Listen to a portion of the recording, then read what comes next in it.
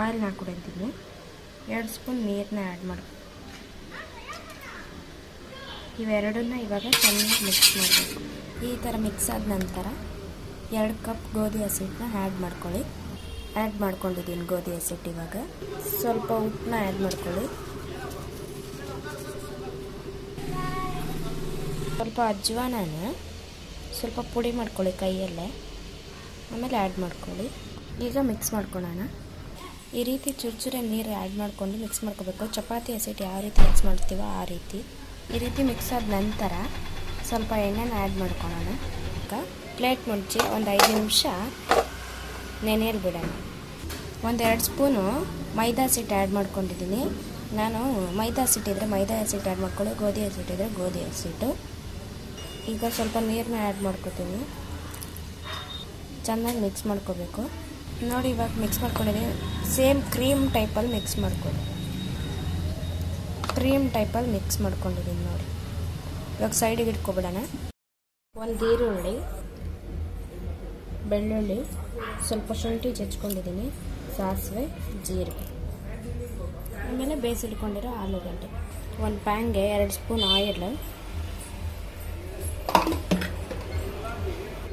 ಎಣ್ಣೆ ಕಾದ ನಂತರ ಸಾಸಿವೆ, ಜೀರಿಗೆ, ಶುಂಠಿ, ಬೆಳ್ಳುಳ್ಳಿ ಎಲ್ಲ ಆ್ಯಡ್ ಮಾಡ್ಕೊಂಡು ಈರುಳ್ಳಿನ ಆ್ಯಡ್ ಮಾಡ್ಕೊಳ್ಳೋಣ.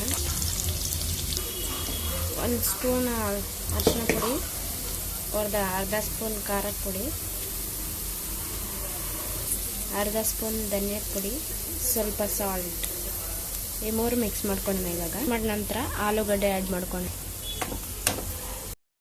ನಾನು ತುಂಬ ಏನು ಸ್ಮ್ಯಾಶ್ ಮಾಡ್ಕೊಂಡಿಲ್ಲ, ಮೇಲ್ಮೇಲೆ ಹಂಗೆ ಸ್ಮ್ಯಾಶ್ ಮಾಡಿದ್ದೀನಿ. ಇವಾಗ ಮಿಕ್ಸ್ ಮಾಡ್ಕೊಳ್ಳೋಣ. ಇವಾಗ ರೆಡಿ ಆಗಿದೆ.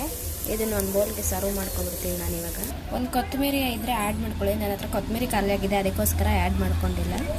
ಇಷ್ಟು ದಪ್ಪವಾಗಿ ತೊಗೊಂಡಿದ್ದೀನಿ.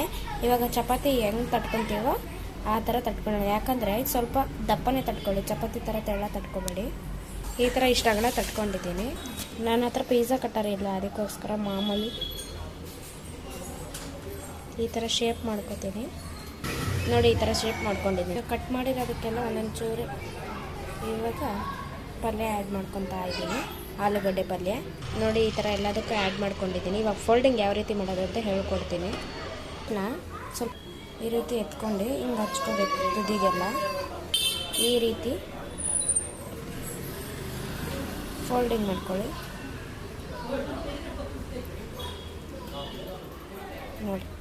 ನೋಡಿ. ಈ ಥರ ಫೋಲ್ಡಿಂಗ್ ಮಾಡ್ಕೊಂಡ್ಮೇಲೆ ಎಣ್ಣೆ ಕಾದಕ್ಕೆ ಇಕ್ಕಿದ್ದೀನಿ. ಈ ರೀತಿ ಒಂದೊಂದೇ ಇದ್ಬಿಡ್ಕೊಳ್ಳಿ ನೋಡಿ. ಇವಾಗ ರೆಡಿ ಆಗಿದೆ ಸಮೋಸ.